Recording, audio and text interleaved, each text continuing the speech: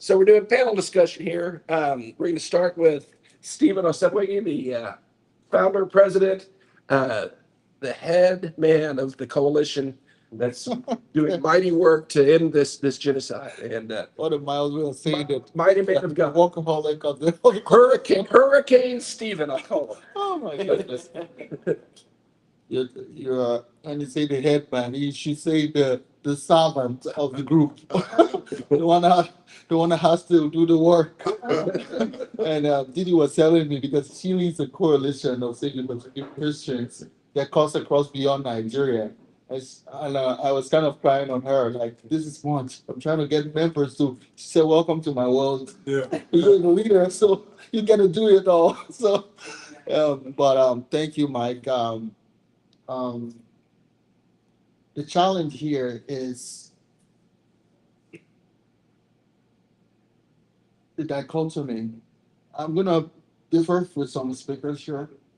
The dichotomy between the radical element of Islam and the overwhelming majority of Muslims that do not agree with that version.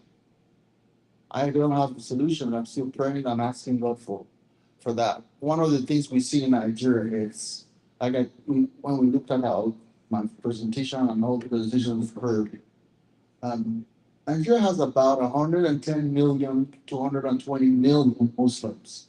The majority in the north, but a few in the south and the middle belt. So kind of intertwined. Then 120, 130 million Christians. So it's about 50-50. Then in between are non-believers. Those carrying out this violence, even in the Fulani tribe, which is like, I don't know how to explain it for, let's say, Irish folks in America. And you now have a group of Irish warlords, or again, maybe back in the day, Italians were doing stuff in Chicago, right? But that was not all Italians, right? That is exactly where we are. There is a minority that are very violent, but there seems to be a tacit support for them. The reason being that they are not persecuted, they are not called out. And well, the refrain we hear from our folks, because we ask them, why don't imams and others speak? They say, well, they'll come for us. Right. So the world has about 2 billion Muslims. 2 billion with a B. We have to live with that. This is a reality. There's a lot of people. I don't know. Christians are like 2.6 billion-ish, just a little bit above the. So it's almost a 50-50 world now, okay, that's 60-45-ish. We have to find a way to support. There's an imam from Dubai that I follow online. He's on this issue. He's an imam. He condemns terrorists, he condemns Hamas, he condemns those. He's an imam. And he says, you won't take my religion from me. Islam, they greet you saying, peace be upon you. Salam alaikum, that's what they say. It means peace be upon you. That cannot be the same with what the terrorists are doing. They would have to explain that, not us. I'm a Christian. I was raised up in the Assemblies of God Church. Don't speak in Bible believing. I don't want to leave that for anything. I believe Jesus is the way, the truth, and the life. And no one can come up to the Father except through him. And I believe Jesus loves these 2 billion Muslims. He died for everyone. Jesus didn't go on the cross for Christians. As a matter of fact, remember when he went to Matthew, when he went to the tax collector, people were wondering why Jesus was going with these people. He said, this is who I came for, you know? So how do you, because if you follow the narrative like Churchill, which is not a very good guy, Churchill committed a lot of crimes in India. As a matter of fact, during the Second World War, there was a family in India, they had food. Churchill took the food and said, British people need to eat. Damn the Indians. And many people starved to death. He did that. You understand? And Churchill was his boss. You know? So the British history is horrid. It's a horrid history because colonization was put force because they felt they are better than others. So understanding that, I just mentioned that because he described Islam as rabies. It's dangerous. So I'm going to defer to say we need to put pressure on the moderate Muslims, like the Imam from Dubai, who is very vocal online. We need more like that to call out the terrorists, including in Nigeria. There's a gentleman that goes after Ikoshi Gumi. That was one of the worst people we have, but he's very vocal. He literally said the terrorists are his brothers, that they need a budget in our national budget. We need to pass a budget for the terrorists so they can stop kidnapping people. That because of their need for a special budget, that's why they're kidnapping and killing people. He negotiates for them. He's their spokesperson. Guess what? He's a former military officer. He moves. His son is in the army and all that. He's someone that you can tell the government protects this guy. This guy is not just because he says things are incendiary, but he's given a pass. Why is he doing that? There's so many of his Gumi is his name. We want to look him up. Mike has really went after him because of this. So I'm hoping to be educated here too, to be honest with you, because I really don't have the answer. I don't accept that we can call the entire thing what these extremist elements are doing. I just feel not enough in doing to call out the terrorists. And it's incumbent on Muslims and those who say they are the religion of peace to call this out. Because if, as Christians, there was a Christian group beheading people and doing that in the name of our God, our Lord, we Christians will call out. So that is why we in Nigeria are in a peculiar place as Nigerians. We can, there are some things we cannot, how far we cannot go, but it's a concern. Thank you, Stephen. Christianity went through a very violent time. We were, the Inquisition, the battle between King Henry VIII and the German Catholics, and we went through a period where Christians were persecuting each other and others for the faith, in the name of faith. We have repented of that.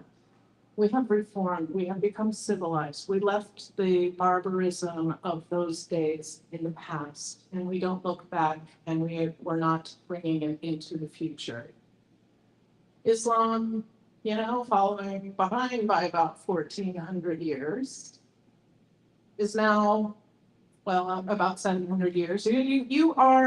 Islam is behind Christianity in its development as a belief system. But Islam was built up on conquering.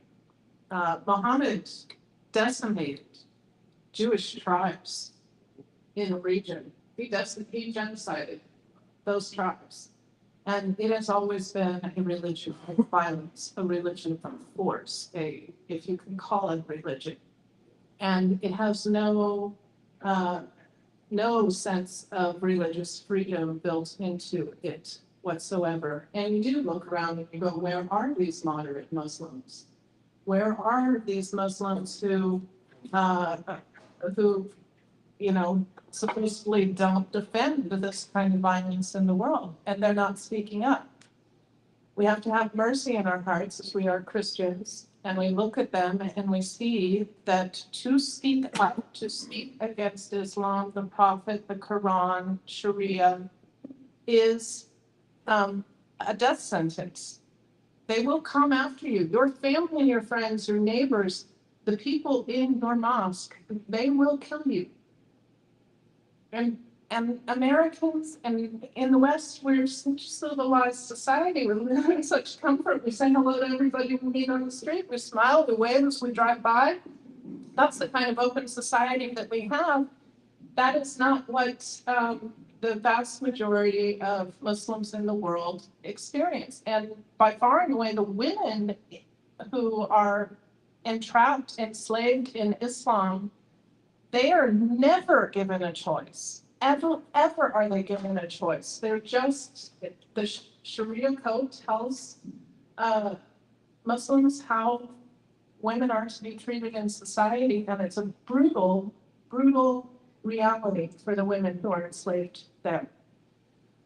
With regards to the US government in 2001, by 2001, when 9/11 happened, the Muslim Brotherhood was deeply embedded and infiltrated into the Bush administration. And President Bush really had to dance circles to try and, keep what we had been doing, which was becoming mushy in the US government and policy and across the board because of multiculturalism and diversity. We had become, like the UK, mushy in our stance with regards to Islam being antithetical to our principles of rule of law and a constitutional republic and religious freedom. Religious freedom is the founding principle upon which all the rest of our liberties exist. So it is core to what it means to be an American, and yet you have this wave of political correctness, wave of wokeness coming in that is also a lie from the pits of hell. And because you cannot have a country if you do not have borders. Your government, its first duty and obligation is to provide for the safety and defense of its citizens against foreign and domestic threats. And so these things are important, but we came to realize that there's all kinds of Muslim brothers. I'm sorry, I'm taking too long. No, you're doing great. In the government of the United States. And I experienced this firsthand just in February when I brought Nisar Hussain. I think I told many of you who were here last night about this UK citizen who had converted to Christianity, was nearly killed by his neighbors, was forced into hiding, still lives in hiding with his family in the UK, came to the United States. I took him to USERF to meet with the commissioners there. Dr. Asif Mahmood, who was just reappointed, I know him, I work with him in the USERF chair, Vicky Hartzler. He is your moderate Muslim. He's a physician from California. He's a great guy who loves Christians. And he went to Armenia with us to advocate for the Nagorno-Karabakh Christians that were genocided by Azerbaijan. And I've met with him on these issues. But when I brought Nisar in, he made sure that El-Sanusi was in the room, Commissioner El-Sanusi. El-Sanusi is a jurist. He is an Islamic jurist, and he is a USERF commissioner. So as an Islamic jurist, he's sitting there as a USERF commissioner advocating for religious freedom while he is one of those strict Muslims who believes in these things. So I went to Representative Self's office, and they are moving to change policy so that you cannot be on the USERF if your beliefs don't line up with that. Just an example of that situation in the US government. Thank you. Peter, before you jump in, I want to introduce you because everybody else has been introduced. So let me introduce you.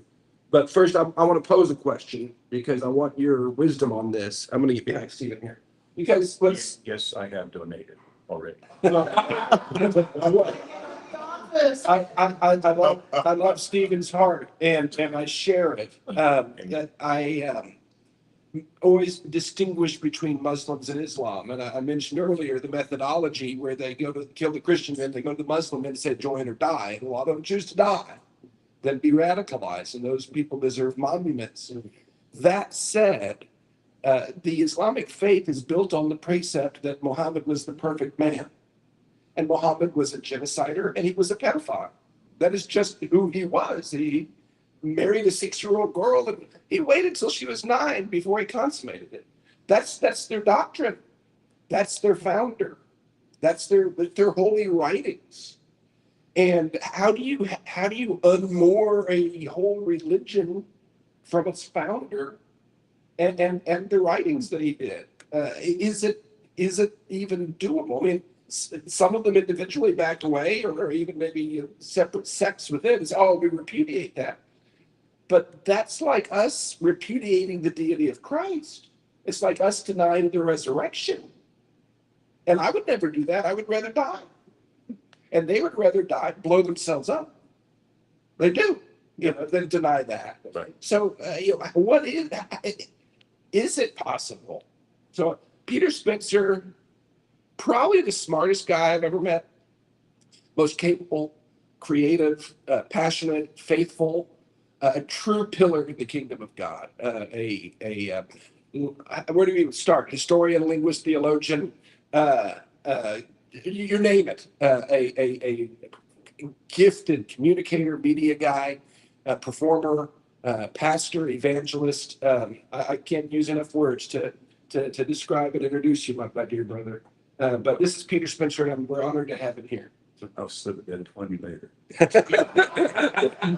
And he's an okay comedian, not. No, it's a privilege to be here. It's very humbling. I grew up in a very, my father was military, World War II, sent to Germany. And as a boy, I was taken behind Checkpoint Charlie twice, which was communist Germany at the time. All of you know, Eastern Germany. And so at that time, I went out of West Berlin, and this is actually tied to everything here. I went out of West Berlin, bright lights, was 10:30 at night, and my dad somehow got a taxi that drove us across Checkpoint Charlie. You know, I was a little boy the first time I went. And of course, I'm just holding on to my dad's hand. We get to the other side, get out of the car. We wander around these pitch black streets, filthy, cracked windows, which remind me very much, you guys know, of the Grand Mufti of Jerusalem and Hitler. Okay, so and Hitler, World War II, and the communists end up taking all this territory. Literally what I saw there is what I see in Arab communities for this crushing suppression of freedom of religion. Now, my father was a friend of a man named Brother Andrew, which many of you may not have heard of, but he smuggled Bibles behind the outer curtain. And so I'm like, open the door. And so my dad, I'm a little guy, and we're just horrifying on the streets, a cracked window that was dusty that said my father spoke German and many other languages. He goes, no, that means surgery. I said, what do you mean? He goes, that's what they do, their surgery. And it was the filthiest dump I have ever seen. And we end up ducking down the staircase and also the real quickly. It's pitch black in the street. It opens, and I'm just holding on my 6'4" dad. I'm a little tiny guy, like, okay, it's okay, because I'm with dad.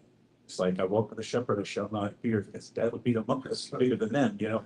And so we get inside, the light goes on, and there was a room about this area, packed, standing upright. We had heard his radio broadcast, which was on Radio Free Europe, and there was one out of Quito, Ecuador. And they heard this blast, and so somehow he had worked with the Germans there. So these people could hear him teach. And he had a big voice, and he was able to reach the room, and he would speak German intermittently with English. And these people wept because a lot of them lost relatives. We've been caught with a Bible. Now, much of what I'm hearing resonated here. This is exactly the bottom line. They fear Christ. That was it. You have to understand.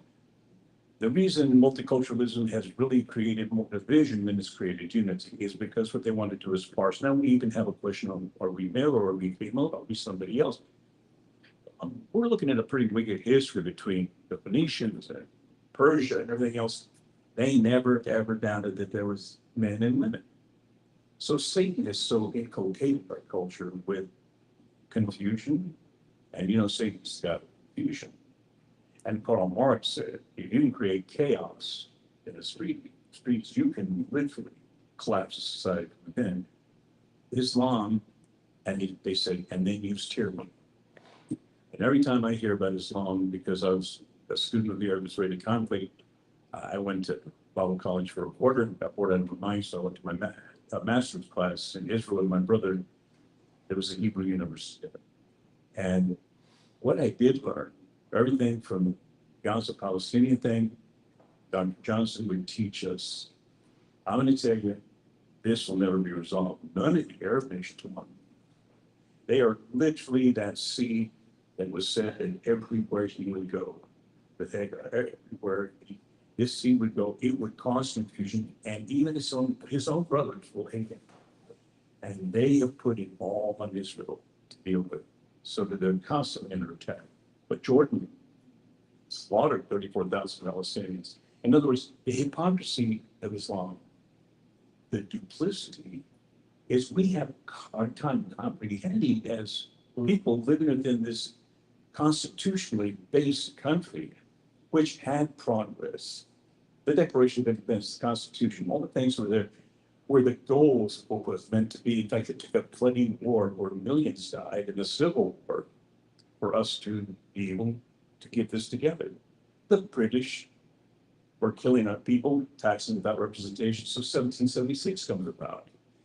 And then we come to 1812, the British once again are causing chaos. We literally live in I don't know, a generation that has not had to go to war. And now I believe that we are seeing a crossroads where it's going to break one way or the other between, of course, the Red-Green coalition. It is the Marxist Islamic coalition. And those who say Allah Akbar, you do know that doesn't mean God is great. It means God, our God is great term. It's a hope that you, not only they say you have a false God, not only Jesus is impossible, it's impossible Jesus is God, but even your God is lesser than ours. Everything has to do with dominion and control, superiority. And they will murder and rape the children to death until they get it. Because my dad gave me an example when I was a little boy. It sounded like a pretty uptight household, but it wasn't. I mean, he was military. He spent 2 years in Germany. You know, he's married for 3 weeks. They send him to teach fighter pilots in Europe. He spends 2 years there, and my mom didn't see him for 2 years. She was a concert pianist, so she was on tour, so they kept her busy. Comes back, but as he raised us, there was a frequency in our household of this high awareness of Marxism and Islam. Not a paranoia, but he simply said, as Christians, we must be gracious. But Americans did not break free from Britain by being gracious. They finally built militias. They had to defend themselves. But we're not a violent people. But in self-defense, you have to do it. And I said, oh, but sometimes they outnumber us. He goes, well, let me give you an example. There are 10 guys in a room. 9 of them don't block. Who's going to win that fight? And they go, well, the 10 guys. He goes, no, not if you have a gun with 11 bullets. Gun. I said, get underneath. You win. And I said, oh, because we were very peaceful and loving people. But he said, the bottom line is the bully will always run the room. If it's the other guy who's a bully, he's going to make the 10 of you submit. Now, Peter, if you actually had that gun, you would then lock the door and you said, get out of here. I don't want to hurt anybody. They, on the other hand, would simply get you on your knees and then they'll feed you one at a time. So that's Marxism. That's Capital, the manifesto, all the same. And that is the Quran. Christ started as a peaceful religion. And as humanity got into their flesh, we got to these crescendos. We had to have violence. But once again, we created and claimed democracy. On the other hand, they started violent. They don't have an example of being peaceful. And I think it was you, Mike, that said, actually, the ones that are heretics, they're the ones that you want to be friends with. And so today, I just want to say, as a child growing up in the Middle East, I lived there for a good street, been to Kazakhstan and countries that have been kind of polluted by this radical Islam and the cruelty of communism. Both, I believe in the latter days, you'll see that coalition between extreme Marxists who will use Islam, and you'll see China, which we do see, and Nigeria, because the minerals, oil, and the value. And without the intervention of the gospel boldly being preached, and also the protection of the innocent, and I really believe under this administration, as flawed as it may be, everybody has a reason not to like it, but I know under Biden, there would have been no attention paid on Nigeria. I do, under Obama, I don't believe there would have been any. In fact, I know. So, billions of dollars get sent to Iran. And by the way, just as a sub-topic, as I close, I thought it was extraordinary that there was awareness here that Iran right now we're having to make sure that they get nuclear weapons, but they're Shiites. All right, they're Shiites. The Sunnis that have the Wahhabis, the Sunnis are the Saudis. Okay, the Saudis. ISIS. That's right. ISIS. 9/11. Remember 9/11? Those towers came out of Saudi Arabia. The Wahhabi cult. Now we have the Sunnis that are, just think Saudi Arabia. When people go, why is it Arabic? It's because it's Saudi Arabia. It comes out of Mecca, right? But now we're bombing this extreme group, which are Islamic, but it's a theocracy. That's the difference. It's a theocracy. The rest of them are kingships. You got King Hussein, Prince. Okay, so that's really why they kind of just let terrorists, they keep funding because they're going to keep making money out of innocent victims. They're predators. They're predatory. And Iran, whether you know it or not, right now, they're actually going, oh, finally, our Messiah is going to come. In other words, the true believers, because they're part of the lineage of Muhammad in Iran, that's what they perceive. We are the true Muslims. And now that we're under persecution, and the Saudis get along with Israel and everybody else, we're the chosen ones to be destroyed as the Mahdi comes in. Our great tribulation is here. You get it? There's these weird parallels that Muhammad stole from Christians in the 700s. This outrageous perversion of the word of God is Satan's clever deceit. And the bottom line, studying in the Middle East for many years as a boy, and also for my parents, I believe it's a geopolitical issue, but it's definitely a supernatural, spiritual, demonic issue. Satan is playing that as much as he can, because we had the audacity to be created in Imago Dei, in the image of God, and the born-again Christian, guess what? We get to reflect Jesus Christ, who is the number one enemy of sin. No, really, it's not even general theology. It's not even policies. It's not even politics.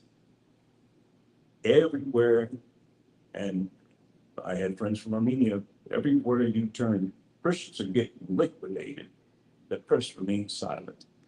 And that's because if we could get rid of the Christians, the Soviets were slaughtering Christians, reading Bibles. As soon as we get rid of the Christians, then we'd have peace on earth. And we're the one faction that keeps saying we would like to be peaceful. Does that make sense? So you, knowing Jesus Christ, understand, stand up wherever you are. Be proud of your faith. Don't be intimidated. Be wise. But, the enemy is like a lion, still seeking whom he may devour. And that's what I see. You guys are very erudite. I mean, in the knowledge that you have of Nigeria, but I'm in a place where I'm just simply realizing it's a pattern throughout history that's going on. And I praise the Lord for y'all being here. I got a lot of education, speaking emotional. Brother Flowers has always been a great guy. Mike Arnold also. So I don't know all, but I know you aren't. So thank you for the privilege to speak. Thank you so much. I want to build on what you said.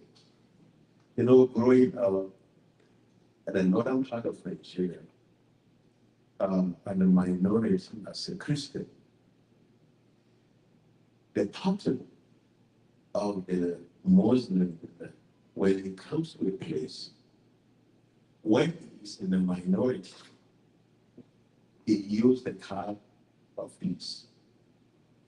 It tells you we are peaceful, we're good, we can work together. They are just testing the ground and giving it gradually.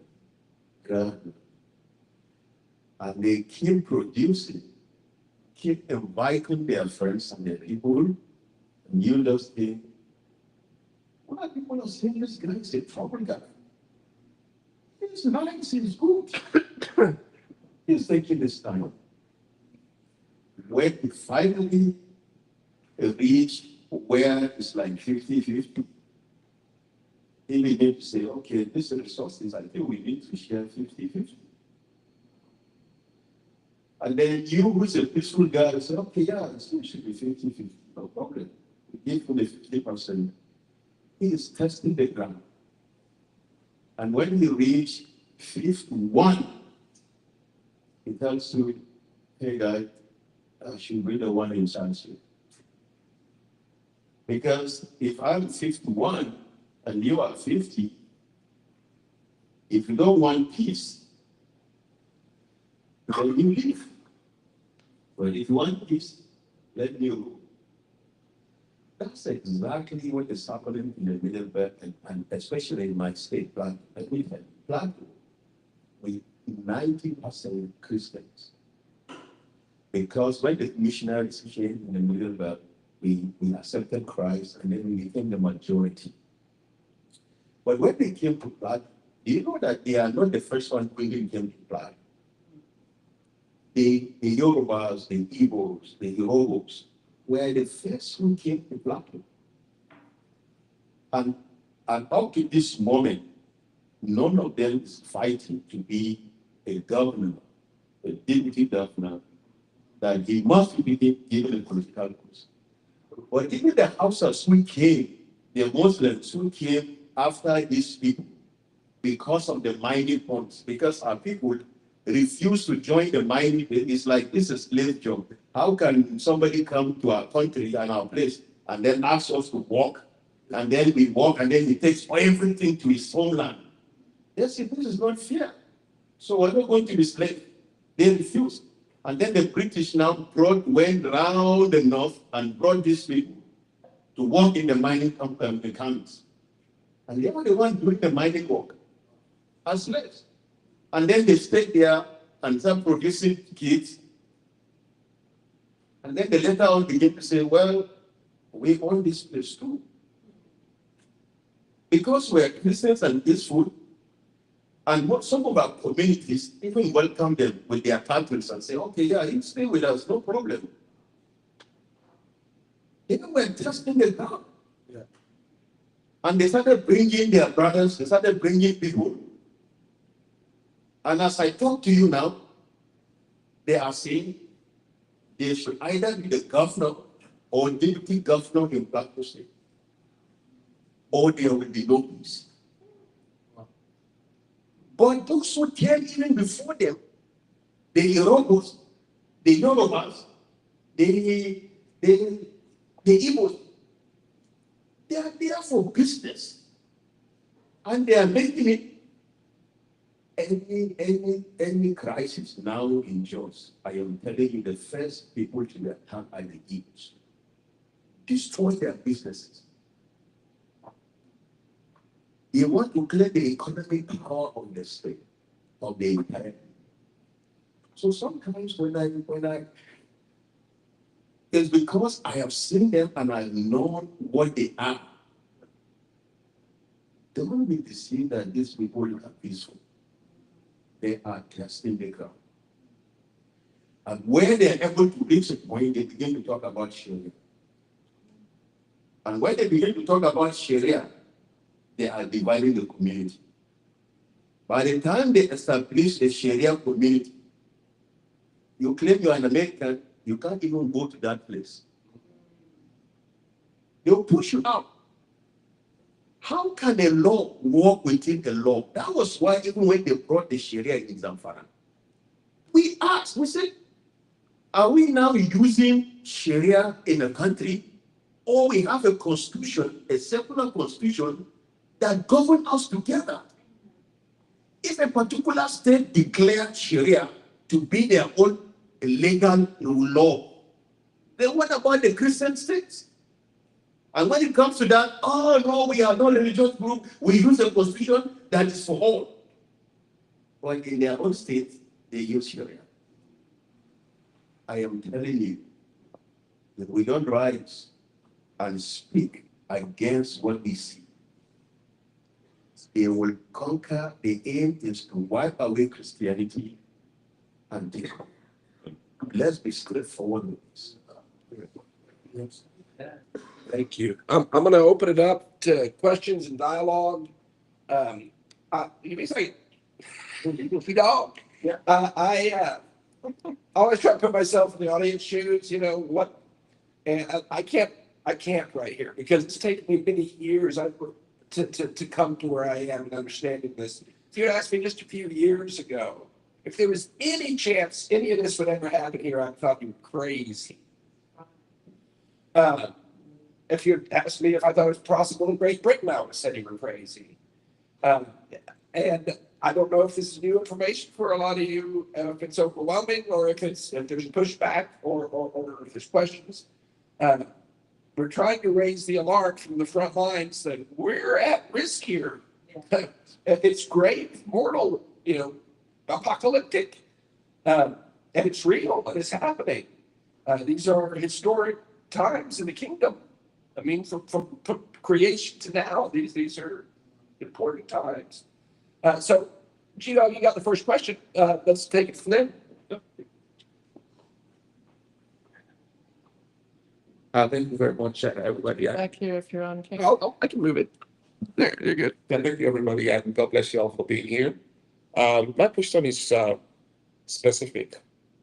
We have to understand the established unchangeable facts, which is self-evident, that the Nigerian president, the correct Nigerian president, is not an ally of Trump and America in the mission to stop the genocide of Christians in Nigeria.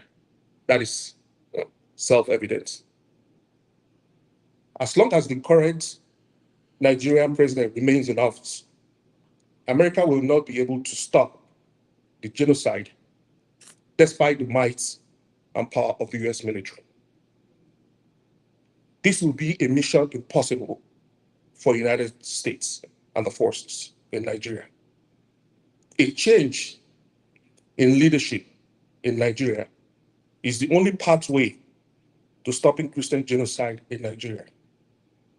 Thank God that we have a Christian opposition leader, Peter Obi, that enjoys the support of majority of the population of Nigeria as far as the 2027 election is concerned. Peter Obi is a good man that has a plan to stop the genocide in Nigeria. He comes from a Christian family. His brother is a reverend father. And as we implement all the strategies that we're talking about, we must also utilize American power to ensure that the 2027 election in Nigeria is free, fair, transparent, and accountable. Nigeria is the largest Black population in the world with surplus natural resources. The next president, which is going to be Peter Obi, will be a natural ally to the United States. And together, Nigeria and the United States can shape an African continent that is going to be American leaning. And it will be a firewall to the aggressive incursion of Russia, China, and BRICS into Africa. Thank you. Thank you. What is there a question?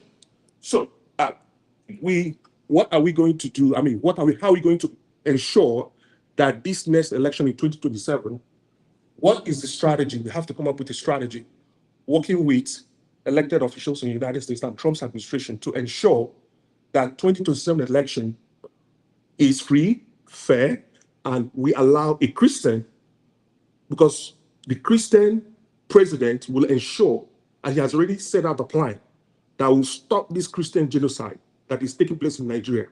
Because right now, the current president is a Muslim, and he has no incentive to stop this. So we have to figure out how we need to work with American power, because we already have American military assets on the ground, to compel and mandate, just like Obama did with the previous Christian president, to force a change in regime, like McConnell has talked about. So we have to come up with a strategy that will compel and stop this criminal in Aso Rock, that is current president of Nigeria, as he tries to create so much criminality and confusion in his attempt to rig the next election, which is taking place in January 2027, so that he can remain in power. Because as long as he's in office, this Stop the Christian Genocide, no matter how much resources America pours into Nigeria, this is going to be a mission impossible because it's not a natural ally of the US and Trump. Thank you. I'm going to take that for a second, and then we'll pass it down.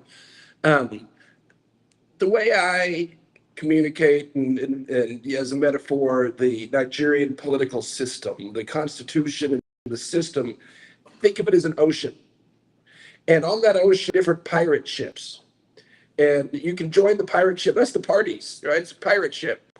They have their captain, and you can join up, and it's doesn't matter what your ideology is, your policies are, they don't care.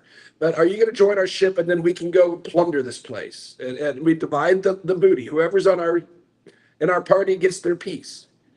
And my challenge is with just an election and just a new president, the ocean is the same, the Constitution is the same, the deep state is the same, the caliphate is the same. Is just an election enough?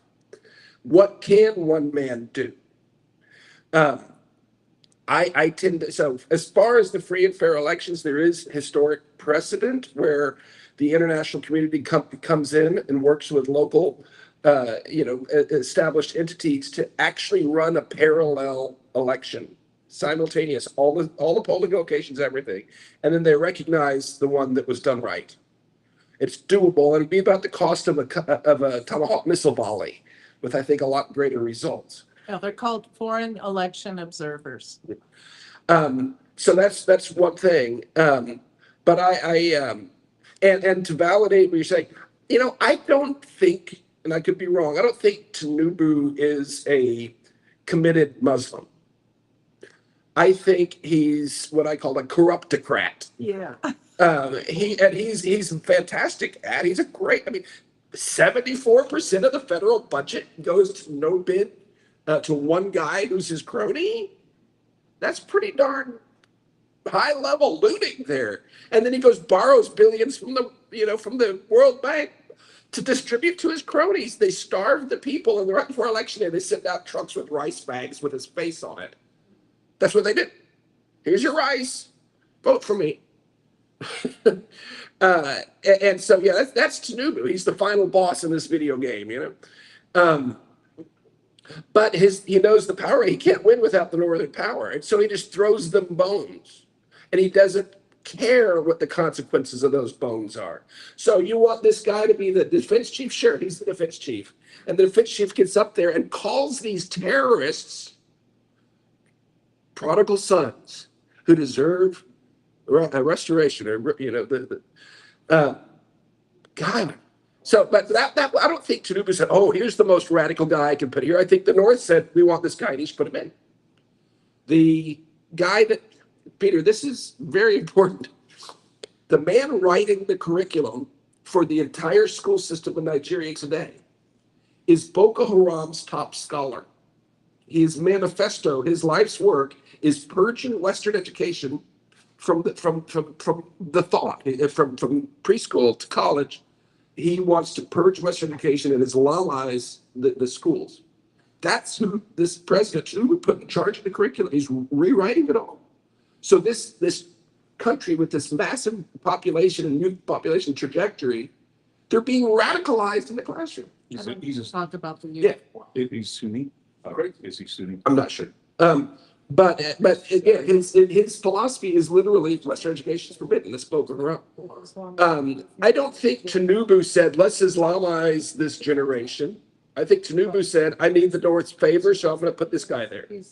So it's corruption with residual lingering cancer, So the guy's got to go. But is just getting a Christian president in going to solve anything? You had one. Good luck, Jonathan. And what did they do? They said if you take office again, what did they? I forget exactly what the bloodshed. They said this whole country will be soaked in blood if you keep power, and they have that to hold over. The Sultan could get out tomorrow and say, okay, all you Muslims go and kill your neighbor. He could do that, and they threatened to do that when Goodluck Jonathan was contesting for re-election, right? Correct. And Goodluck Jonathan walked away, and he said that my political ambition is not worth the blood of one Nigerian. Correct. His walking away has caused the blood of over 100,000 Nigerians, but it's notwithstanding. But so when the caliphate has that kind of stranglehold, when the Constitution was written by them, and all the deep state, all the bureaucrats and everything were their people, I don't know that just an election. I think there needs to be a new constitution, and I want to open up the options to balkanization as well. The chopping up of the country. I know the Igbo sure want their own land, and the Yorubas have approached me, and the houses, all of them are sick of the damn caliphate. So either kick them out or let's go our separate ways. So I want to open that up, but let's get into practical political solutions that can solve this. Let's start with you, and then Yeah. Always good to start with the very tough. I should have sat on the other side because these are very sensitive. While we're here, I want you to understand that what we're discussing in Nigeria is very sensitive. Both the ones we talked about, Islam, is it all radical or not? Those conversations are very sensitive. But where we are now is even much higher. When you talk about solutions, some persons have posited it's not going to work. Let's have everybody go their separate ways. And you see on Facebook, you see some comments, Mike, and one of the questions, my rethought, because my organization is trying to save the country as it is, like Save Nigeria Group, that's our organization. So our mission is to save the country. But some people feel that is not a solution. In fact, I get insults sometimes. Like, why are you wasting your time? You can't save it. My question, which is also to Mike as well here and those on Facebook, you did not create Nigeria. No African has created their own country. But some people in Nigeria think the solution to their problem is let's go our separate way. Let's create many countries. You've not even been able to create one. Some people don't remember that.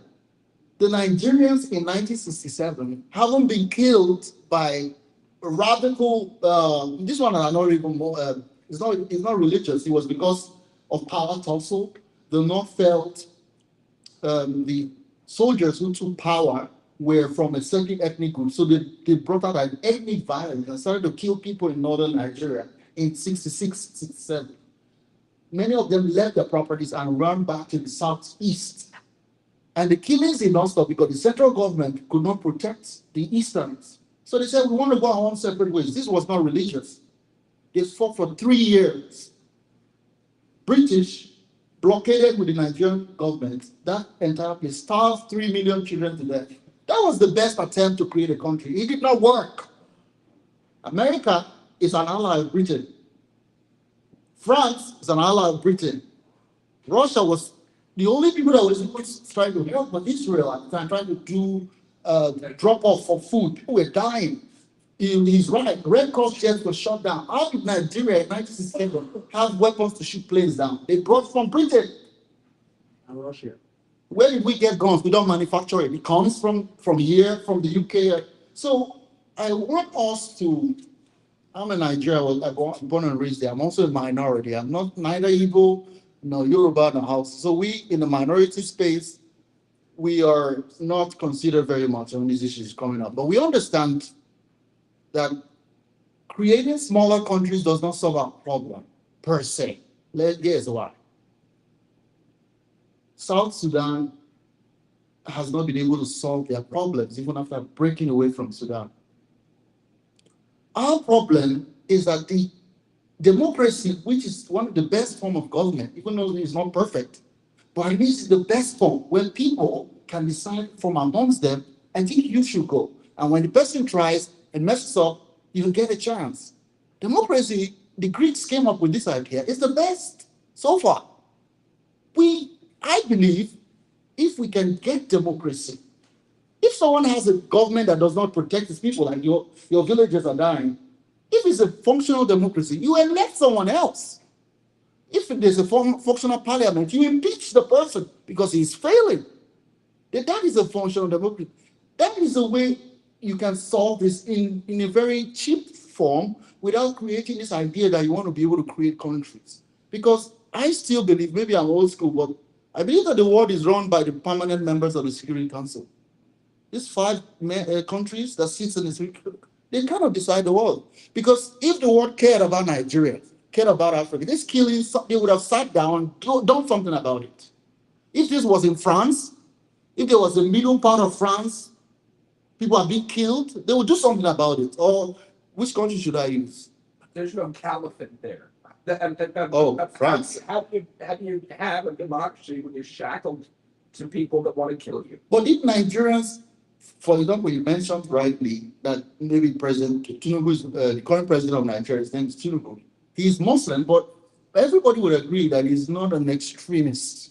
He lived most of his life in Chicago. He's a businessman. He really wants money, to make more money and be rich and all. He's not really a fanatical person.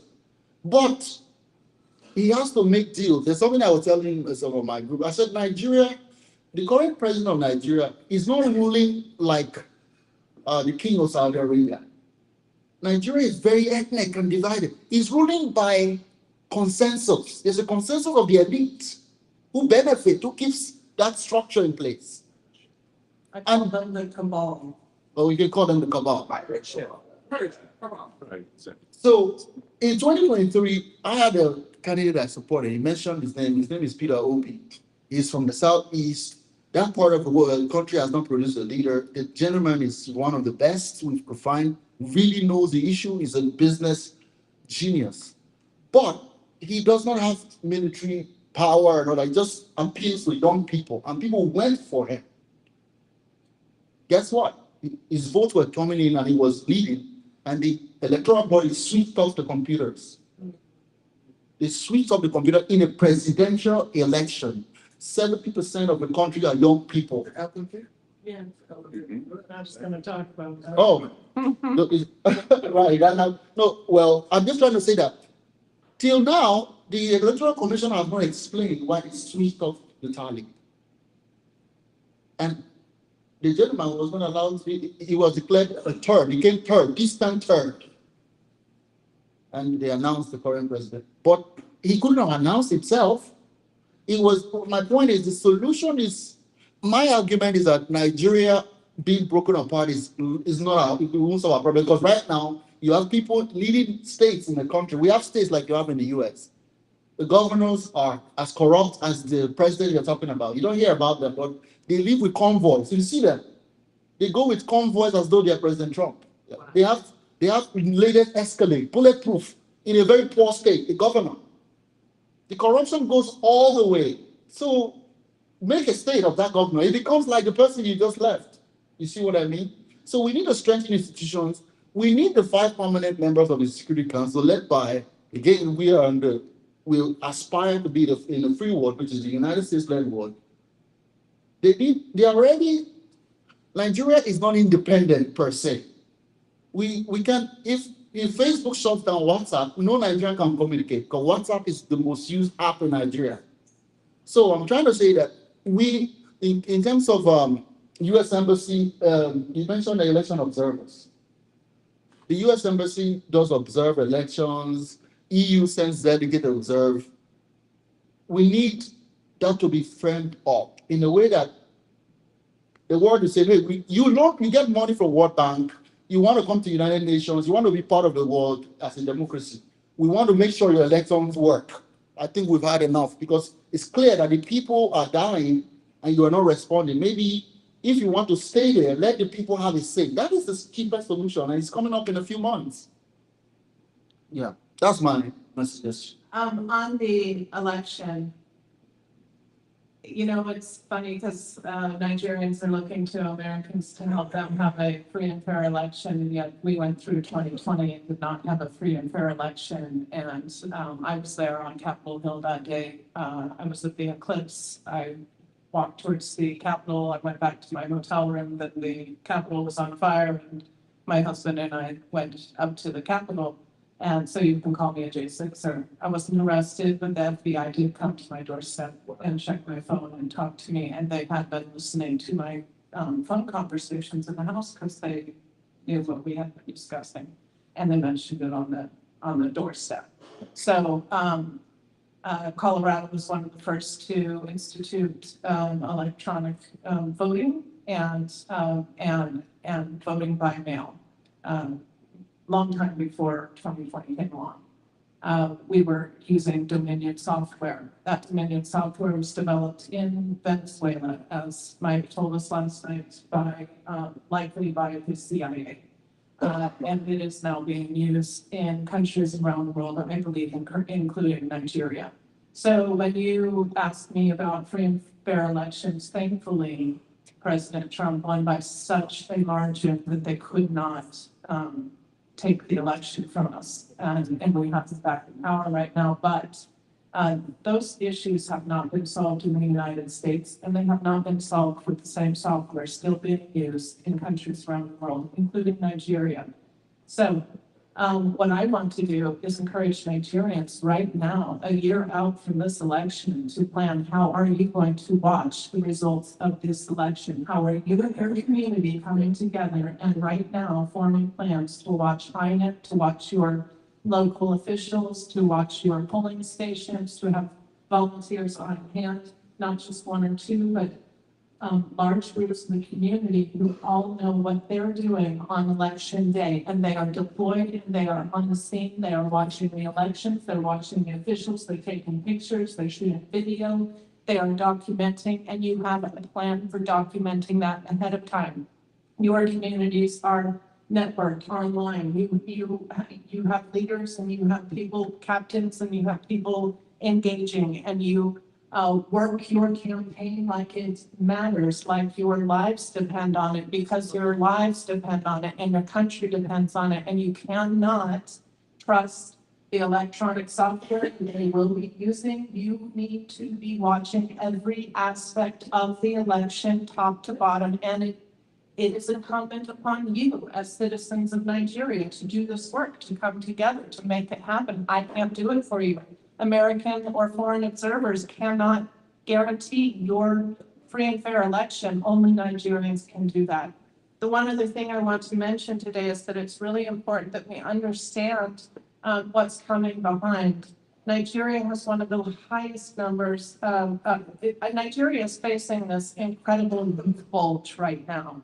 The population exceeds 230 million, more like 240 million. The median age is 18.1 years of age. It's one of the world's youngest populations. Under 30 is about 70% of the population.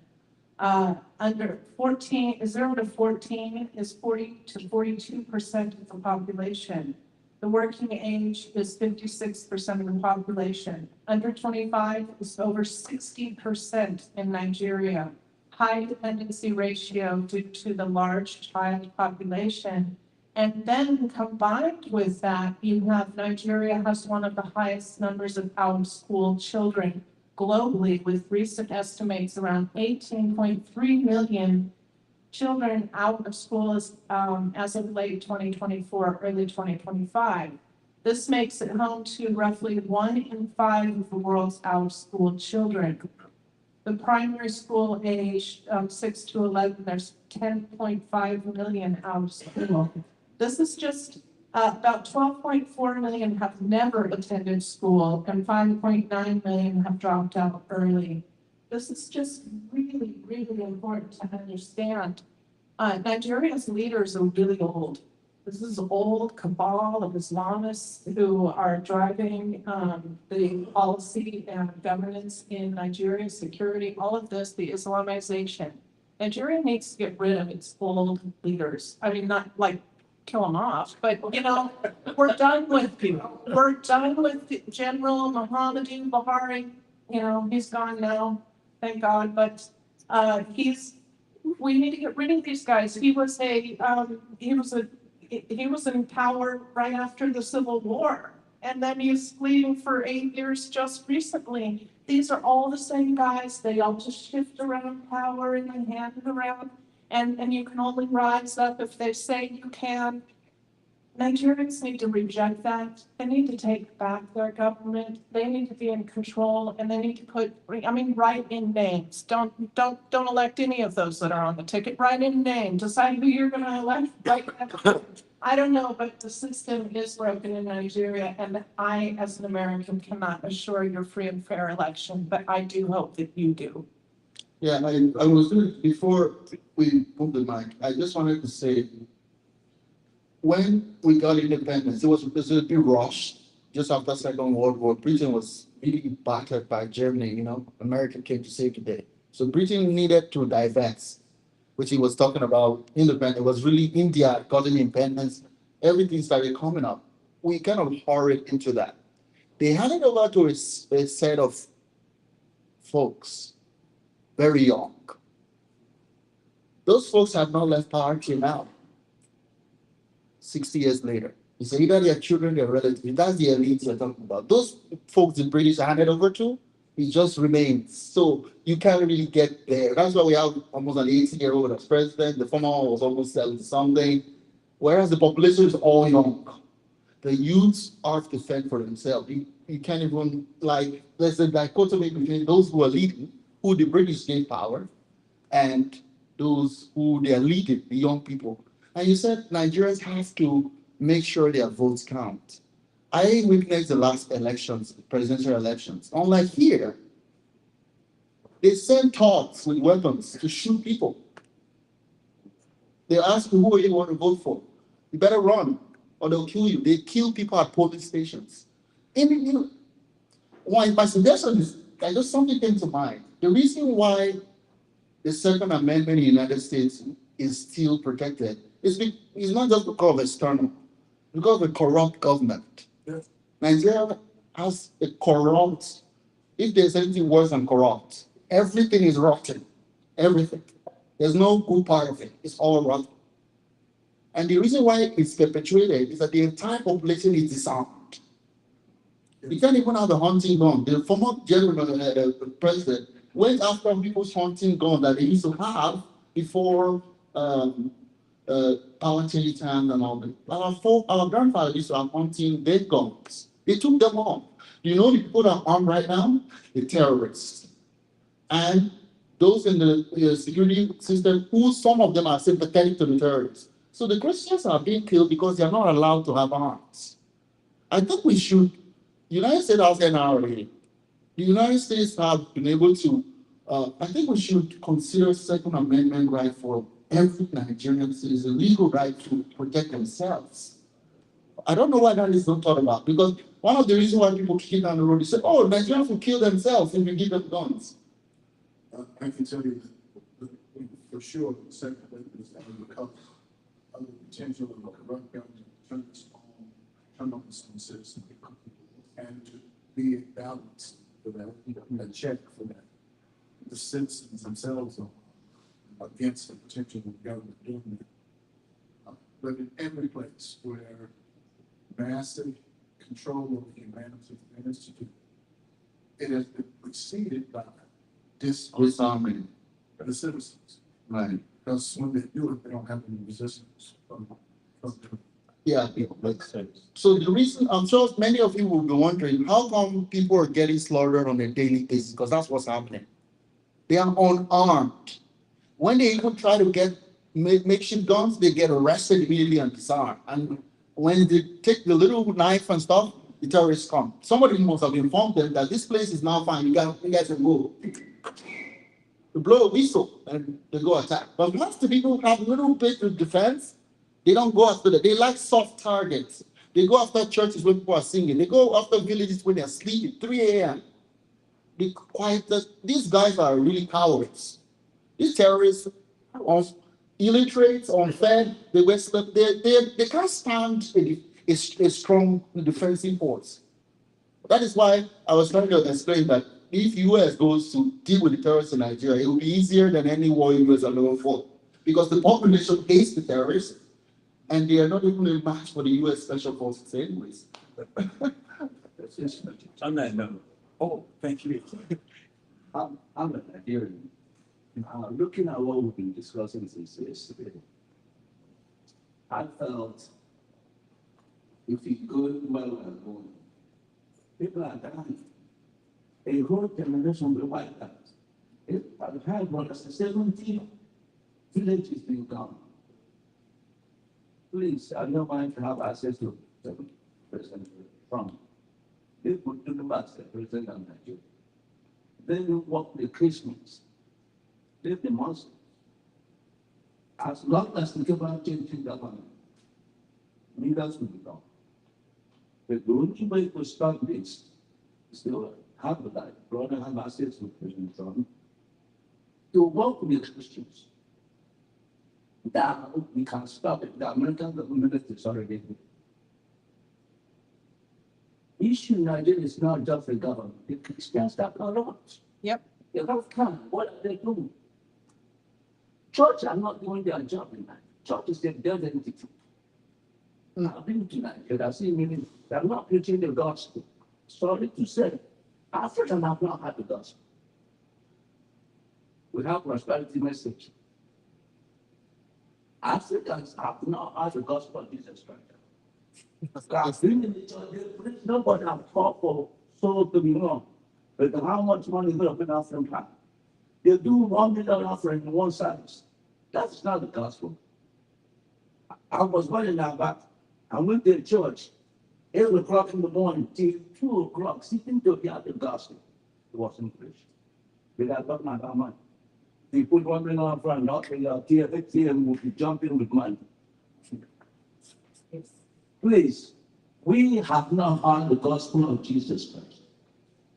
Because no soul being won. But money is the key message. The only way to stop people dying is one thing we have to do now. So I don't know, focus is not the government, literally alone. But you guys get that because we have so much areas we have to touch. How do we stop people being killed every night? Look at brother. They can't sleep. They are sleeping in the forest. It's go through President Trump, thank God the American military there, find the true Christians who can work with him to stop this people. You're right about that. That's the only way. We can't serve both God and mammon. We can't serve two masters. The reality is that if you are not sacrificing self-sacrificial love for Jesus, it's not money, it's self-sacrificial love for Jesus. And that's what the whole world needs. And that's why the world is suffering, because there's a spiritual vacuum that has been created in the entire world by our greed, chasing after money, by our need for things of comfort, by our worship of celebrities and influencers, and having our ears tickled constantly by rumors and all of this. This is just the tickling of the ear, and it created a spiritual vacuum in which Islam is happy to fill that vacuum. And until hearts in the West return on their knees to Jesus in repentance and a renewed restoration of faith, strength of faith, putting on the armor of Christ and being true defenders of the cross, the West is under judgment. I keep saying that. I know that multiple times, but it is a call to repentance. It's a call to return to genuine Christianity. And that's what we need. We got that.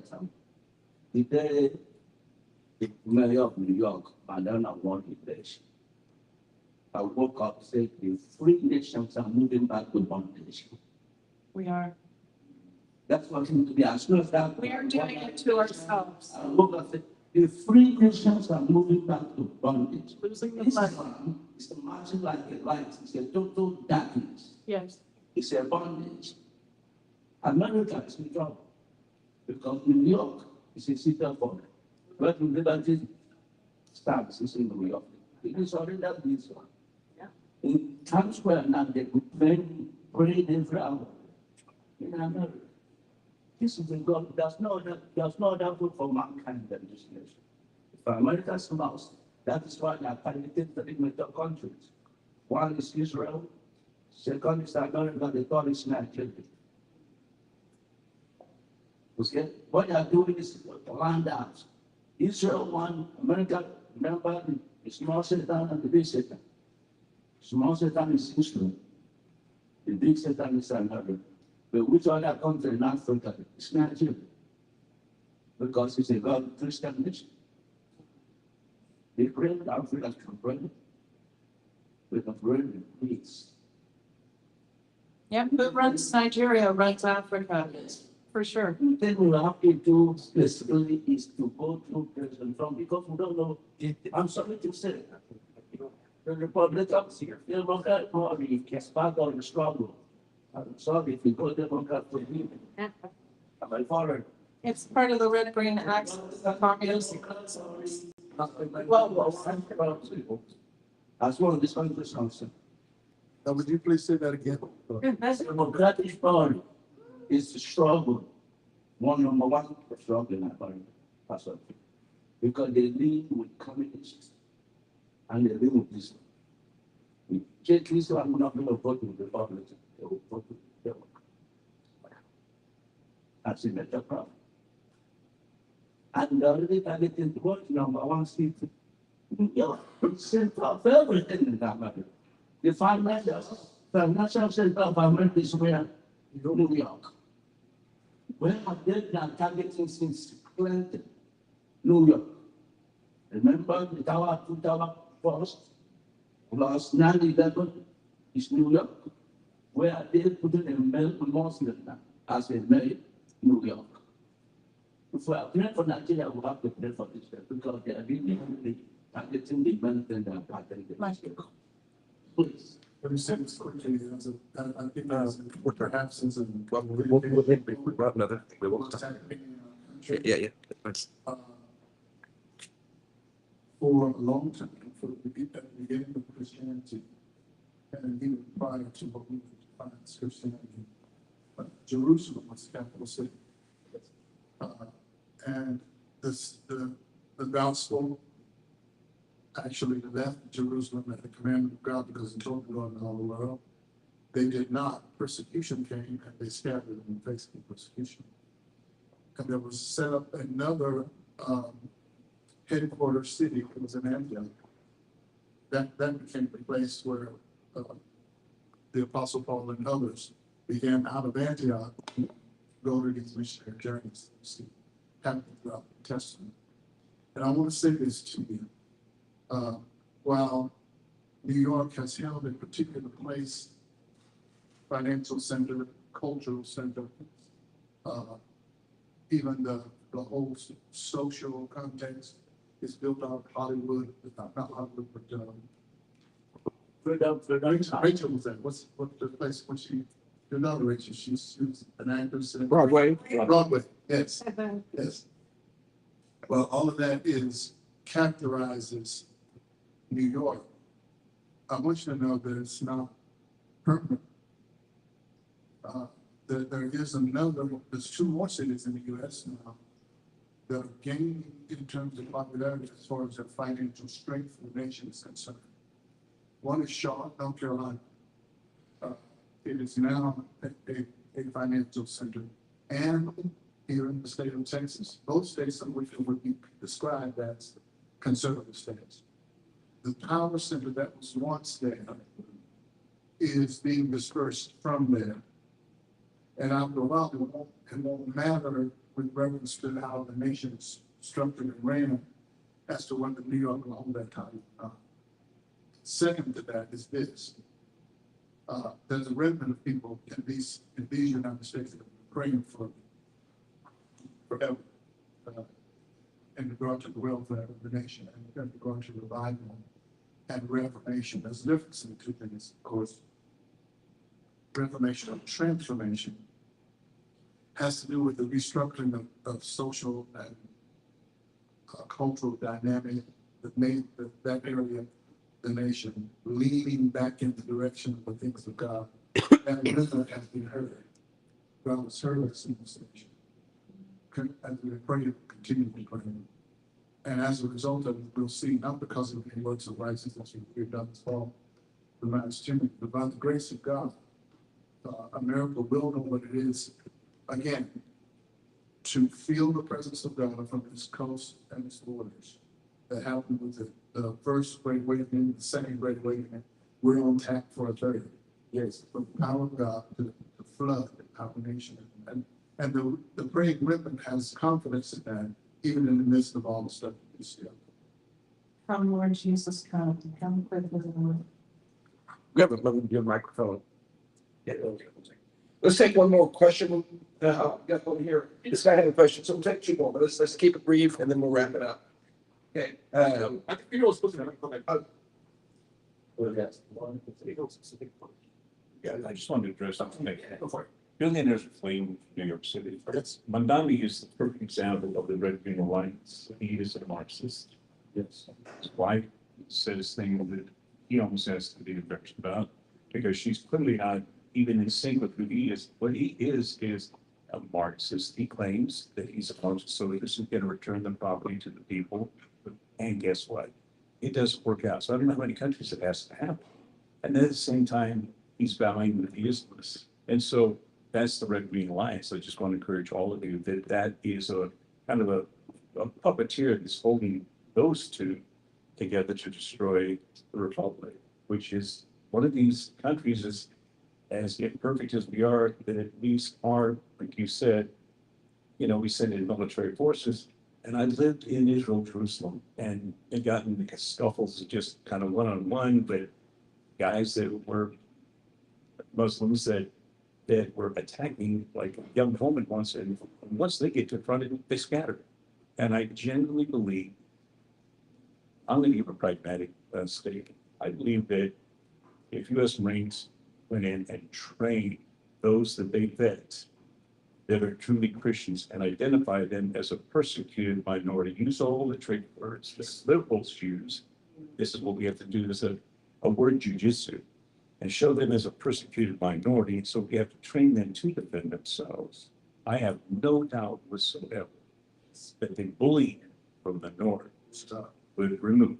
And also voting polls, once you get rid of Venezuelan voting machines, the voting would be more democratic, that there would be more authority because there would be a military power that has not been corrupted by the government, like the untouchables almost, but they're trained in that way. That's a pragmatic science evaluates continued training and in terms of everything else, because a lot of things, gerrymandering and everything else, are going weirdly in favor of the right people. And I believe constant prayer voted. Years ago in a speech, I admitted that the Christian faith isn't a religion. It's not a religion. It's a revolution against the status quo kingdom of darkness. And you have to stand up and be heard, but at the same time, train people how to defend themselves. So It's important, though, on the right-wing axis, to understand that the communists and the Islamists are tools of the globalists, the next layer up. The globalists are the global elites at the World Bank, at the UN, all of these international organizations at the very top level, where all the world comes together and implements, finances or policy or humanitarian policy, all of these things.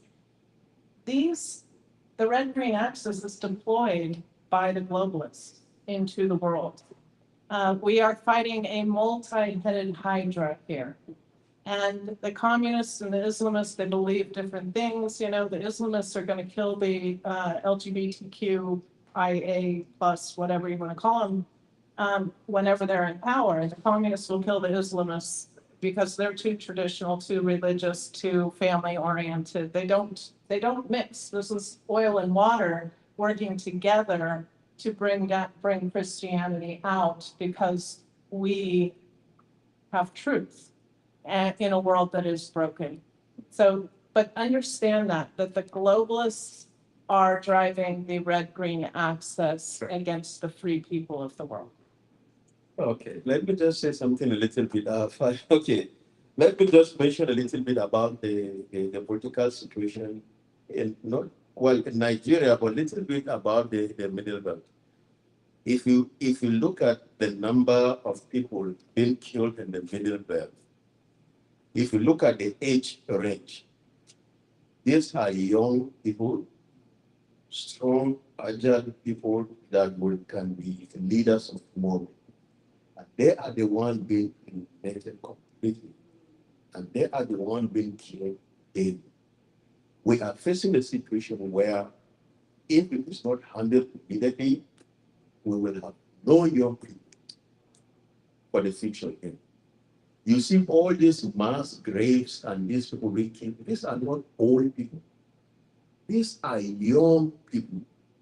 Like our brother rightly said, they don't have the right to defend themselves.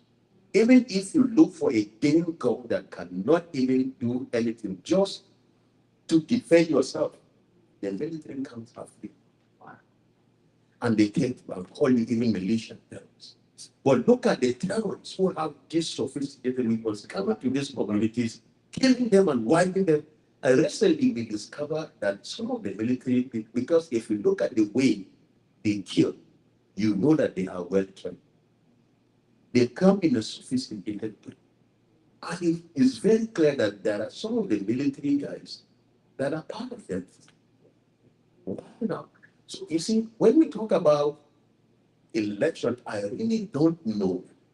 Now, for example, they are talking about electoral act, change, reform, where you have to use the machines where your vote will count immediately. Let it be a law. They seem to agree, but at the end of it, they say, well, we are not sure of internet in the villages. We are not sure we get power. So if the machine doesn't work or did not work, you write on paper and submit. And these are people who go to their villages with phones. These are people who go anywhere with network. And now they're saying there will be no network. Let me tell you, in 21st century, you expect a polling unit to write result on a paper. You enter a car alone with the paper, submit it at the county or the local government paper, and then collect everything, and then go to Abuja and submit the paper, the result sheet. Come on. We have seen a situation where people will be in their polling unit and the results are signed already. And once it is there, pronounced by the INEC officer there, they tell you go to court. You know what? The moment you hear go to court, please go back home and prepare for the next 4 years. It's simple as that. I need to explain. Yeah. So, you know, when you defend your vote, I don't know how you defend. I don't know how you would defend. But my conclusion here is just, I wish that the American government will intervene and stop this killing, that so that we can even have the opportunity to vote. We can't even go to the polling unit because we are not safe. Can I continue in the line? Yeah, I just wanted to quickly say. He's got to go to the airport. Oh, he needs to go? Okay. Okay. Come on, you want the mic? He's got to get to the airport. Yeah. So let's let him go and then. My brothers and sisters, I'm very happy to be in this forum. Actually, I wanted God to say something earlier. But what happened is that most of these people in Nigeria, I think I know a little, I know some of them, and I know how they operate. Actually, I come from a family of siblings about my parents, and then have some people as friends here. Number one thing, I love Nigeria as a country. And I want the unity of Nigeria in one country. But for a long time, history and everything, for example, during the Nigeria and Biafra War, Gowon was the president of Nigeria. Immediately during the end of Nigerian Biafra Civil War, 1969. Do you know what Gowon did? He went and registered Nigeria in OIC under observation status. 1969. Then 1985 was the military What's OIC for those that- Organization of Islamic Conference. That is when they registered Nigeria under observation status. 1985, Babangida, then General, went officially by Goni, the father of this group you mentioned. Yes, the father of this particular group that's giving problem now.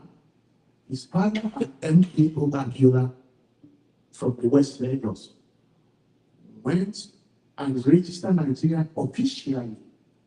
That is an Igbo man, is a Commodore, Vice President then. He questioned Babangida, the president, why did you register Nigeria in Organization of Islamic Conference without the consent of general Nigerian citizens? They programmed snipers to shoot him dead. And he got the picture. A year away, that was the time there was no March past. 1st of October, Independence Day celebration in Nigeria stopped, right? No March past. You realize that? So now, that was the reason March past stopped. Except like last 4 years, they started this. So the man shut up his mouth. And the vice president resigned of his position. He said he cannot tread his position to his left. Being a Christian, he resigned and walked out. Like what you said, Christianity is something else. Most people that pretend to be Christians are not Christians. Even Osibanjo, the vice president before, could not resign of his position as a pastor in a Redeemed Church. He couldn't, but they come on, resign, being a vice president. Then coming to this time around, if you watch what is happening in Nigeria, honestly, that is not able, according to what Madam said. She said that Nigerians will do what they are supposed to do, that Americans cannot come and do what Nigerians are supposed to do. Nigerians need to observe the election. They need to monitor it, video it, boot to boot and everything, monitor what is happening, which is good. No. Which is good. So, which is good. But if you watch everything, you will understand that there is no justice. From the court, legal system, no headway. No headway. Because the system has been programmed. Like what you said about Tinubu. If Tinubu said anything against Islam or Boko Haram, he will pack out of that way because the majority of the senators are from the north. And most of them supported the Boko Haram. The notation before is that foreigners are coming to Nigeria to kill Nigerians. But today, everybody have known that it is Nigerians that are killing Nigerians. There are no local foreigners. The governors eat with them, dine with them. They come and have conversation with them with AK-47, big ammunition, and enter their bike and go. Why not arrest them? They can't do that. So now, if you watch everything, you'll be wondering whether the government is part of it. So if government is part of it, what will the world do? Our help comes from the Lord who made heaven and earth. And that's something that we say that man is God to man. It's like our last hope after God is America. And it is. After this particular Trump era, with all these senators, I think if they didn't do anything, Nigeria can be Islamized under 6 months. Yes. Whether you like it or not. After Trump, if they didn't do anything, this particular time, Nigeria will be Islamized under 6 months. I agree. Remember what happened during the war? They made a meeting that the Igbo, southeastern Nigeria, from the age of 6 up should be killed. But what said no? That if they kill them, where are they going to start? Who is it going to be the leader? So one of the things that caused the Nigerian Civil War was Islamization. One of the actors, the book, the one I did, Yeah. The dark truth. yeah, one of the people, the Q, wrote this book. So you'll be wondering, immediately after the war, 1969, just at the end of the war, British made over to oversee and register Nigeria in Organization of Islamic Conference as at that time, way back 50 years ago. So it is a deep thing. So many people, we thank God for social media. If not social media, the deal had been selected. I'm telling you the truth. And the same people that are saying that social media is a Terrible. evil, terrible. So it is social media that brought this thing to the world. Then solution. Many people are saying that if Nigeria should be divided, because the thing you're talking cannot happen. Obasanjo could not do it. Jonathan could not do it, because any bill you bring to rewrite the constitution and everything, the northern senators will counter it. And when they vote, do we put this yes or no? Their vote counters everything. Shut down. 20 people vote, over 8 people vote. It doesn't happen. They will win, and nothing will happen. Nothing will happen. So many people have come to the opinion that if Nigeria can even be, P2B, as you said, P2B will win the election, but he will not be there. The election had been rigged. You know what happened in Lagos State? P2B won presidential, right? Yeah. During government, they brought the tradition, African tradition, that if you come out in that, they kill you, cut off your head, and people stay in their houses. Nobody coughed. Nobody coughed. And American high commissioners, they know everything. And not everybody stay in their house. Nobody wants to be killed. So now, many people have come to the opinion that even if we end up dividing Nigeria into 10 places, and maybe Nigeria, you and me can sign the memorandum of understanding, come in agreement how you're going to work and become one state. You love guy, agree, 3 of you, one state. 4 of you, one state. This one says Sharia, this one no. The Christians here, we know how to protect them.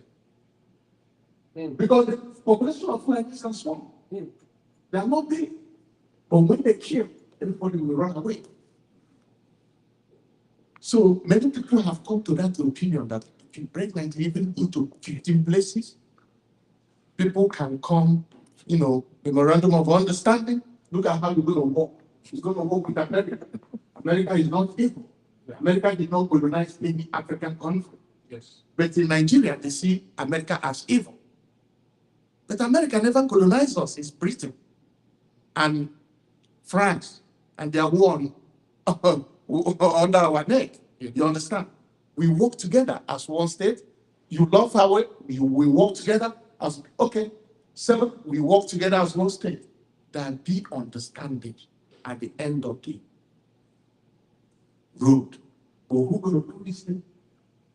It is we who are left, because election is gone. And you know that when you win the governorship, the president will give you commissioner, police chief that will work with you. And this man lost. Immediately you are not doing the government way, president way. He will tell this man go to court. You sitting governor, they will see you with God, push you out and put this man that going to do their way. So it's a very big problem. But the solution lies in the hands of Nigerians. That is, Yeah. that's the solution here is that it lies on the hands of Nigerian, but we who will help. Look at the Lekki Togate massacre during EndSARS. He used protection. The government killed them, slaughtered them. Nothing happened, except when America intervened, truth started coming out. Nigeria told you in the last time that international law doesn't exist in Nigeria, that you get out with your international law. The Adamawa guy, the priest, what happened? Sunday Johnson. Yes, Jackson.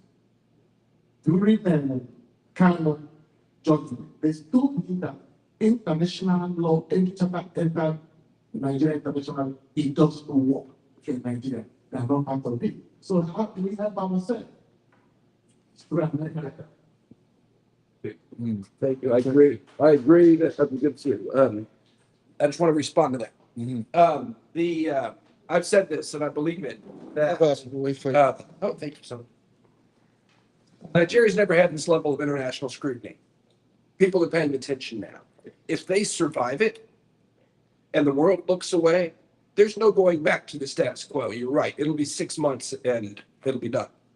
If they say, oh, Trump looked and he turned away, he's the only guy that could stop us and he doesn't care. They're not going to act secular democracy any longer. It's going to be total domination and it'll be bloody. I believe that wholeheartedly. You seem to agree with me. So this is dire. This needs to happen. There's no, oh, okay, we tried. Now go back and just survive. There's no going back to survival. I believe that this is a precipice that we're on, and you know, it's been kicked open. We need to go through it. We need to go through this door, or it'll be a very dark chapter. So I would like yeah, to, let me get him, and then we gotta get there. please, I'd like to ask for you guys are, as Americans, knowing the temperature of the American population about US intervention abroad because of what happened in Afghanistan and Iraq and stuff. Do you guys see the United States really going to Africa? Which is why I'm going back to what Didi said. It's really us, Nigerians at home. We can create awareness, but I'm not seeing Americans really wanting to That's right. do what, because you understand my question? Yeah. And so that's what I always challenge Nigerians. There is a colonial mindset that you can't fault them because it's been beaten in their head for hundreds of years. But there seems, when you come to help us, and I keep saying, your salvation doesn't come from the West, from the white people that did this to you. The same entities in Great Britain, America, Obama caused this. Yeah, right. And now they want us to come fix it. Yeah, that's right. You know, I don't see it as Trump can help. I think it's the best opportunity we've ever had in the world is Trump sitting there. Yeah. Like him or not, he's a man of action. He doesn't care what all the lobbyists say. He's a singular historic individual. And I keep challenging Nigerians. What if he doesn't? What if he gets assassinated? What if he loses power? What if he loses office before he can get to Nigeria and another Biden or Obama comes in? Are you just going to quit? And what I've also said to them is, look, Trump doesn't pick leaders. He doesn't start movements. He will back a leader. He will back a movement. And so if Trump's going to get involved, I'm calling on Nigerians. Now's the time to rise up. Yeah, right. Now's the time. And freedom isn't free. Power is never given. It is built and it is taken. And now is the time for Nigerians to seize that. Otherwise, it may not happen. And if it doesn't happen, you're toast. This is life or death. Take power. Yes, sir. That was quite a segue. Thank you so much. I'm Joseph. I'm not originally from Nigeria, but I'm from Kenya. And first of all, I just want to encourage Nigerian brothers and tell them the scripture says, where iniquity abounds, so there's grace. Amen. So be encouraged. It might look very bleak, but with God, all things are possible. Amen. So don't be discouraged. And Nigeria shall be saved. Amen. So I just want to briefly share our experience in Kenya regarding the Muslim faith. And first of all, I just want to state that Islam in itself is a form of development, and Islam cannot exist fully without like being in government, so to speak, in terms of for them really to execute like Sharia. You have to have the Sharia law fully in place. And so I'll give an example quickly of like our Kenyan experience when we were writing the new constitution. And the Muslims were really fighting to have Sharia courts introduced into the constitution. Despite the fact that we already had like Sharia courts in place, but they are not in the constitution. So what we were trying to do is to split, once they had like the Sharia courts in the constitution, they would have had a foothold. And like my brother was sharing, they would then have been able to, find a way to bring Islam into the forefront. And going by there is what is known as the Abuja Declaration, where Muslims met in Abuja and they made a declaration that they are going to Islamize the whole of Africa. The whole of that. And their methodology was to get into places of power, whatever position of power that they can get in there, and that way work through that, and slowly but surely Islamize Africa. So do not really see their plan is to Islamize the whole of Africa. So that's the plan. Do not be seen. And Islam, they did not believe in what is it? Like whenever you have a treaty and a negotiation and you say like you're in agreement with them, right? They do not have to hold that. What do you think? According to the Muslim view, there is no, I don't know, I'm trying to find the one. There is no really like, Treaty or agreement. Yeah. yes, they do not have to hold. In paper, they will say yes. You write down everything, yes, you have to agree. But according to the faith, they don't have to do that. They don't have to put that the treaty. And so a lot of time, as Christians, we're duped. Okay, we come into agreement, but as far as they're concerned, they do not have to keep that. Sure. Yeah, they do not have to keep that at all. Yeah. So that is my my few remarks. And another thing is that, like in Kenya, they have around 10%. For the longest time, they were 7% or so. But right now, they are like 10% Muslim population. But let me tell you, they are so loud, you would think they're 50% in the country. Muslims are very, very loud. A very small population, even here, you would think the way they are talking, you would think it's like, you would think like they are 80% in Kenya, but they're only 10%. But let me tell you, when you were writing that constitution, they were there, they were making noise, and they were really, it was a fight. Because so everybody is like all hands on board.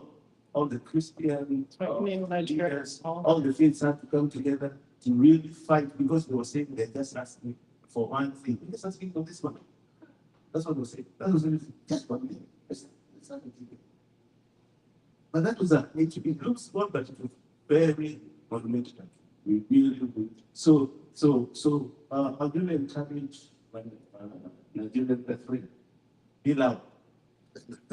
Be loud.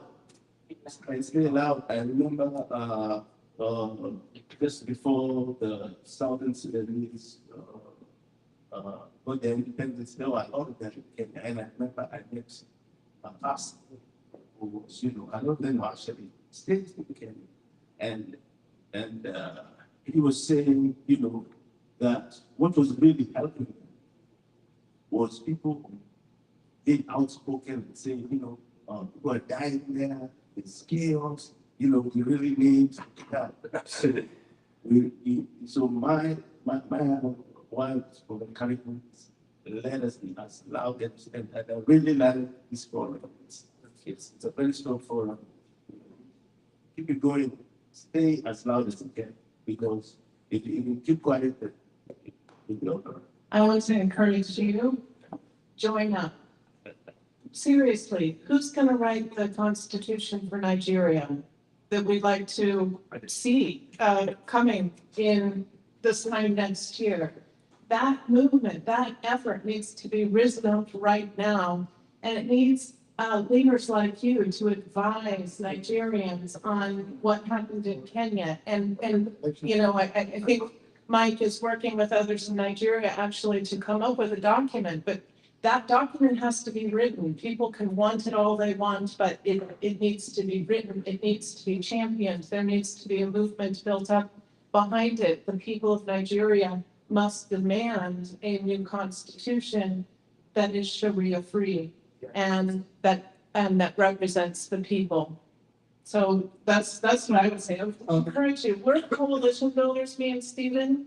And as those leaders of coalitions, we always end up carrying the heavy load. We're carrying the heavy load with a bunch of people who very much want to be associated with the good work that you're doing, but they don't want to give the time, talent, and energy that's necessary to accomplish the work of the coalition together.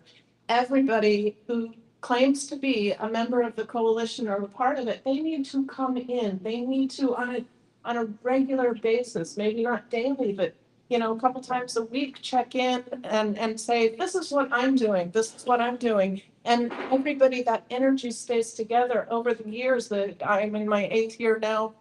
It's draining. The missionary, you know how you burn out on it. You despair. Lord, do you hear the cry of the poor?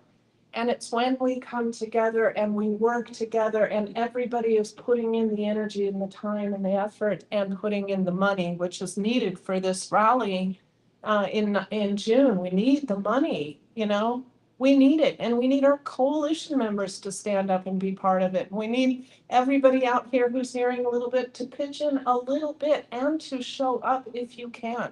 We need the support. We can drive these things. We're happy to travel where our families are sacrificing back home without us there. But we need everybody who has a heart for Nigeria to actually get involved, not just sit here and listen, but put some skin in the game. Because nothing will change if we don't all put some skin in the game. Yeah, thank you so much. This is what we call her Mama Nigeria. Yes.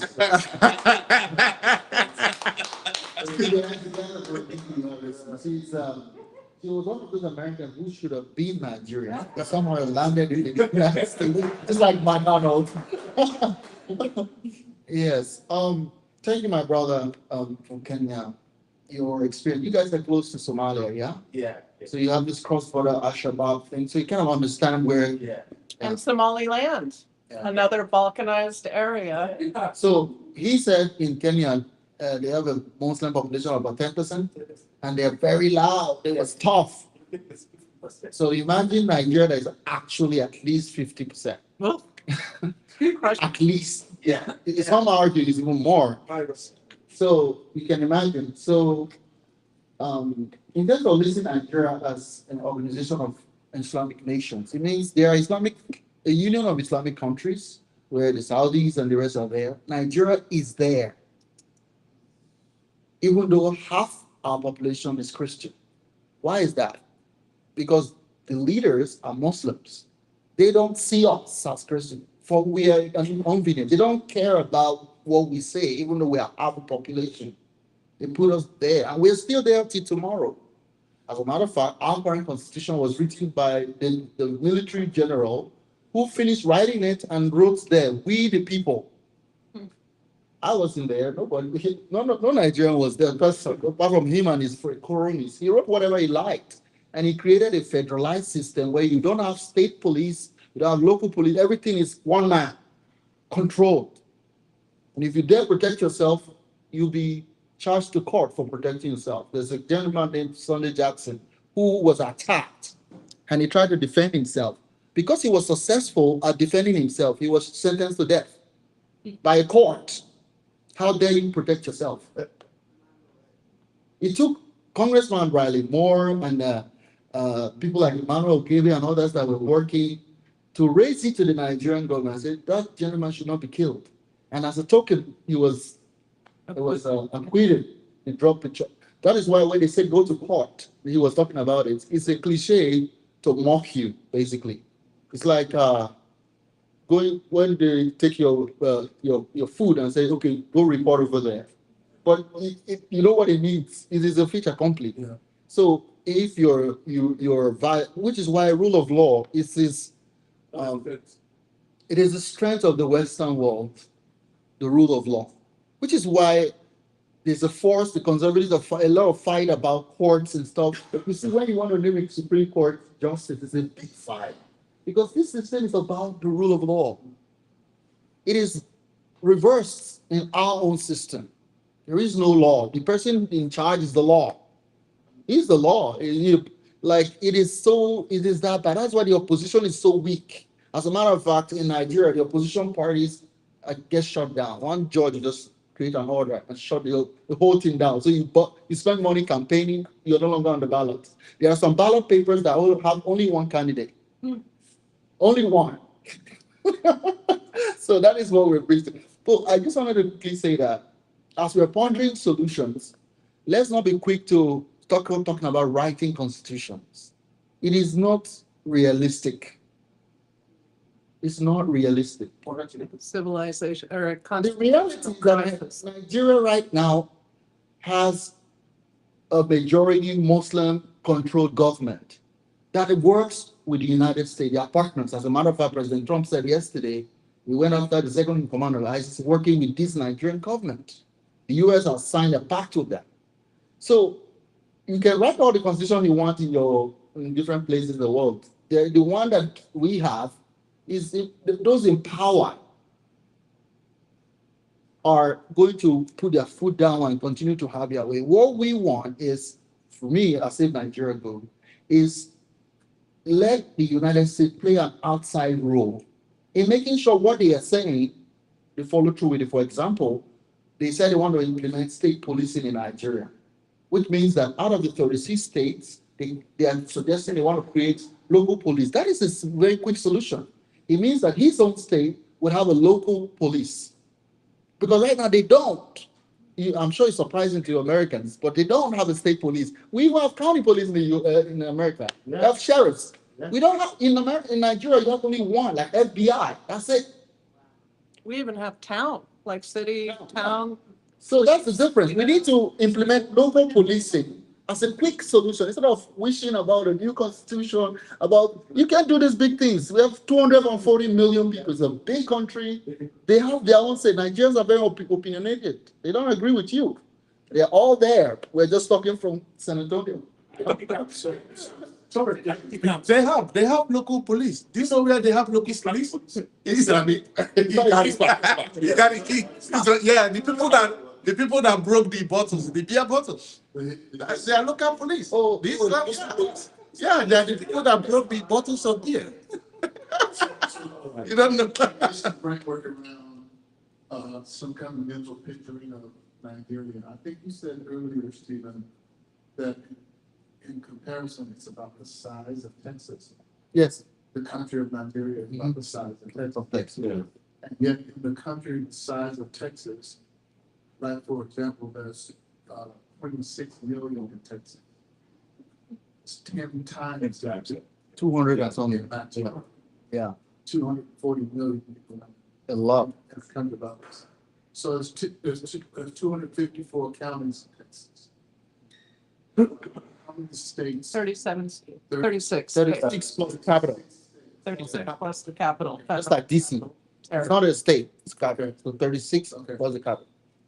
Okay, so and having that in framework, 12 of those 36 No, One third, are Muslim.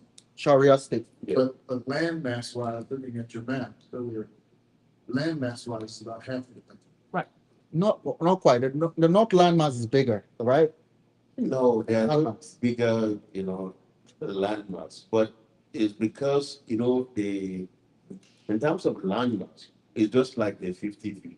Just like you said, 50 up there, 50 down there. Because And it's then, like all north of what we. exactly. And then we happen to be in the middle belt, in the middle. they're north of Abuja. Yeah. So we are the one now in the crossfire Yeah, between the south and the north. we are in the middle. So that's why they call us middle belt.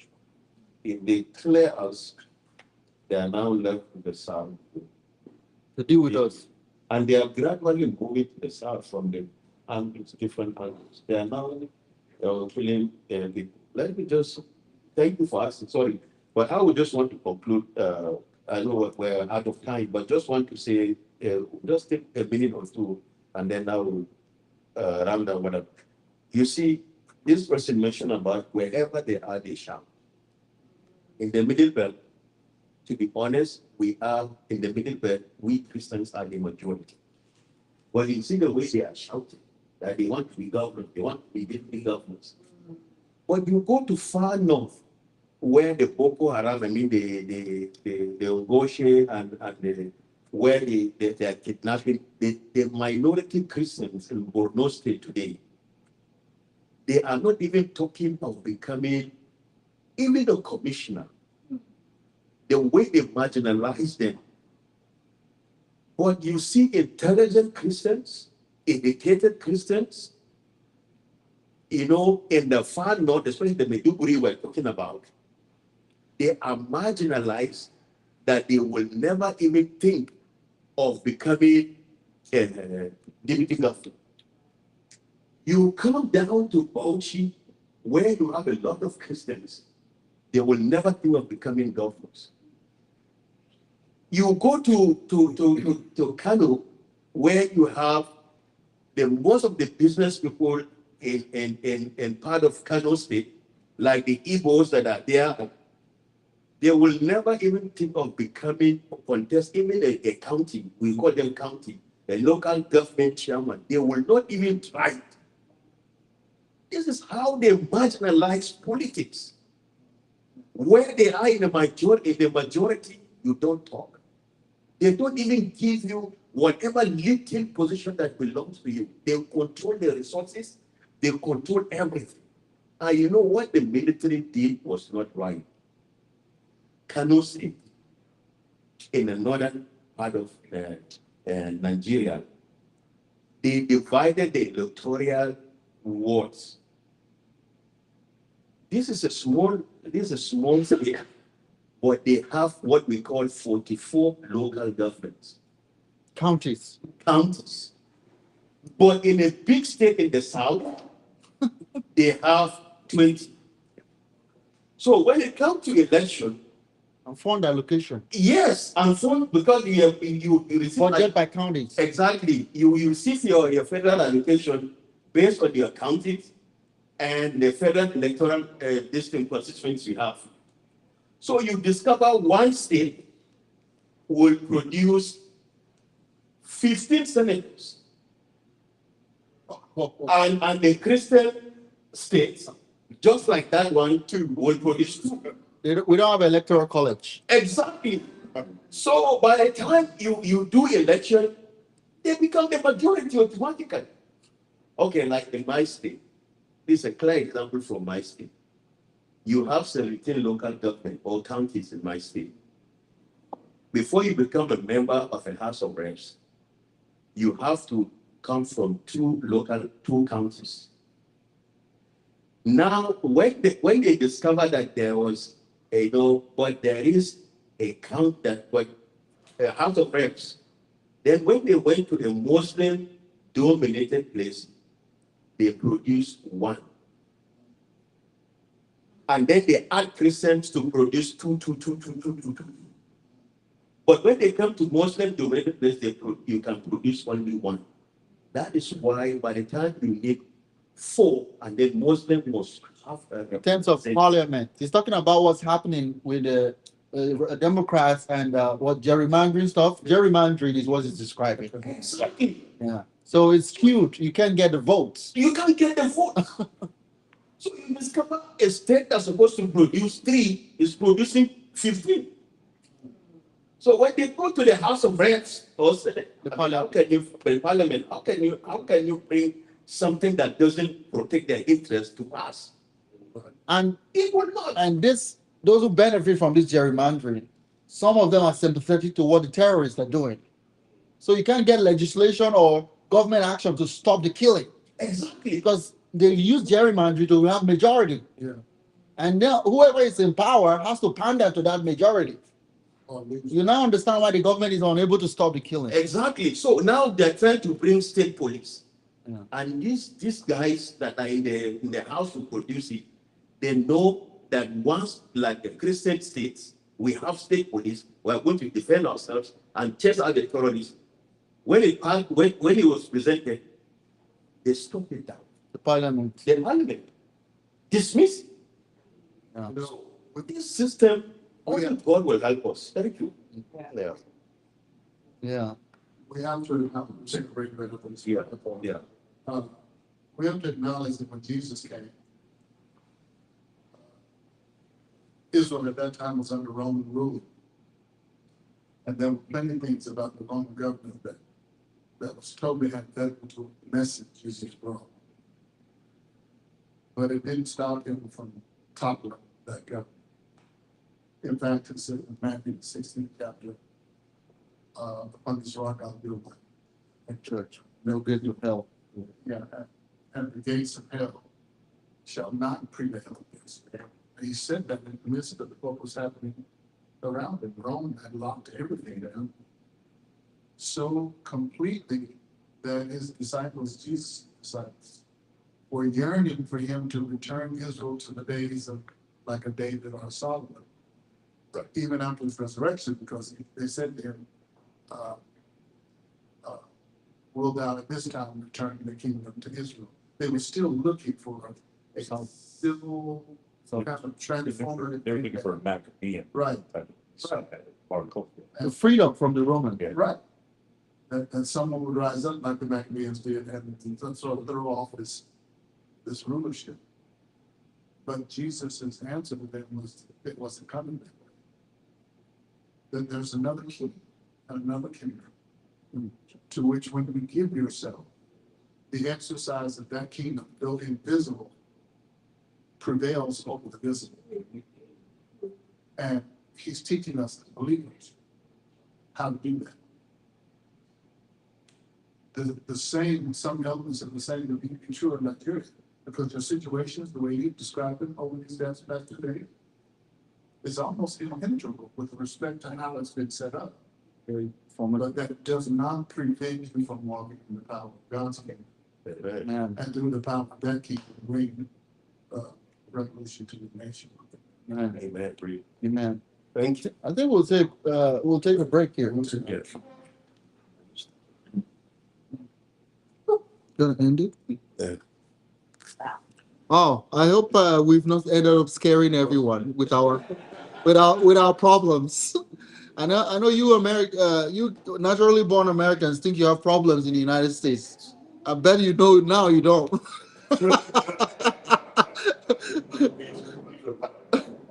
So anyway. Well, we worry about gas prices. Oh, the gas prices. You don't have to hurry. It's constantly down.